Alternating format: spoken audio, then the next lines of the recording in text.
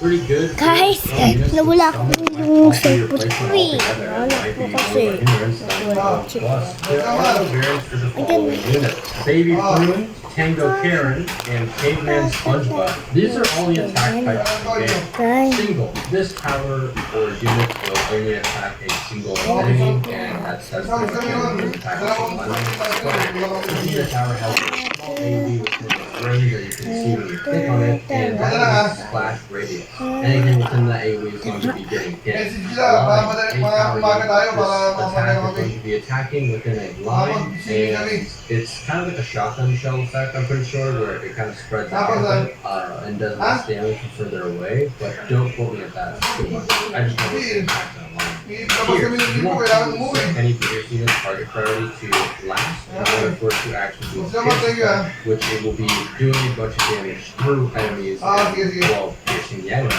Full. Any power unit with this attack type will just do damage to absolutely anything within its range, no matter where it is. If it's in its range, it will be taking damage, so full AoE. Resource. This is only on 2 units as of currently, which is Gardevoir and Krusty Krab, and they both give money in the round. Slow. This is self-explanatory, it just slows enemies down, and it's very helpful actually. Sleep. Sleep is a better version of slow by a lot, and is very much needed in your loadout. Burn. Burn does a damage over time effect, which is currently only on Dennis, and he is pretty crazy. The burn effect is pretty interesting. The frostbite effect is currently only on one unit, which is the Alaskan Bullworm, and it's like a slow, but does damage to it at the same time, I believe. So it's pretty cool. All slow units are the following: Conjugator is a slow, Slapping Rascal is a slow, Hanson Squidward is a slow, and Dream Gary is a sleep unit.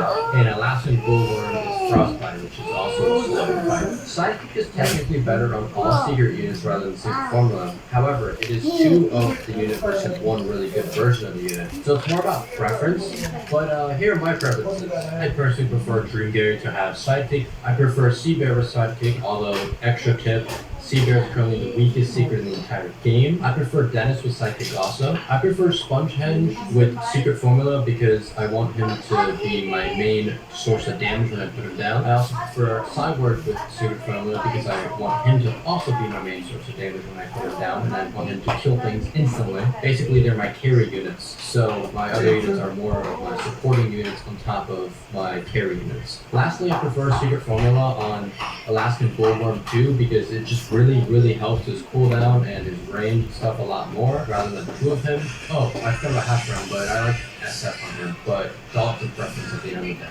If you guys can see here, the faction standings are a bit weird, to say the least. They have to update only factions, and in fact also leaderboards, by the way, do not update unless you are actively in the lobby while it refreshes and the timer goes to 0. So the leaderboards and faction boards are very inaccurate because of that, because there's a lot of, macroers who never leave the game, and you have to just wait for, I guess, the end of the season to fully tell who's, winning and who's where and stuff like that. So I guess we'll see. So as you guys can see, it's absolute chaos on my screen, and the only way to fix all this was to go down to settings and turn graphics all the way down, and you can see it's way easier to see now. But your game kind of looks like trash. So there's a new way. Go ahead and turn graphics all the way up, and if you go to the settings icon on the top right, there's a tower VFX button. If you click it off, look at this. You can see perfectly fine with max